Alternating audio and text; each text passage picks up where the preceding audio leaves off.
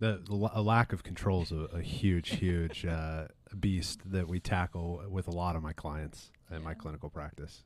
Basically, every day, these are the things I'm talking about.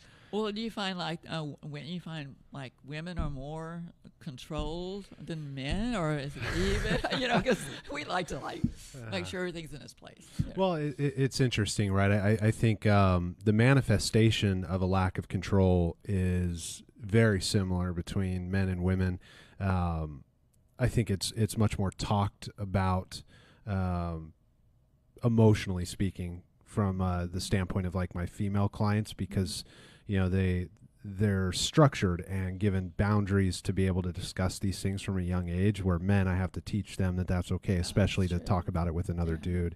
My best friend, who I did my master's with, him and I always used to talk like, you ever stop and think how weird it is when you have a male client, like two dudes sitting and talking to each other about their emotions? Because, up to that point in my life, I never sat with my teammates, that I played baseball with and talked about our feelings. We would talk about the game or the practice or life or parties or whatever, or girls, but we never talk about our feelings. And so men need a lot of that guidance, which is why I think maybe in the realm of a lack of control, it looks a little different, because they first have to get to a point of acknowledging their powerlessness. I think women are much more naturally willing to admit that in conversations up to a certain point. I mean, there's plenty of women who won't either, but that's the nuanced part of dealing with human beings.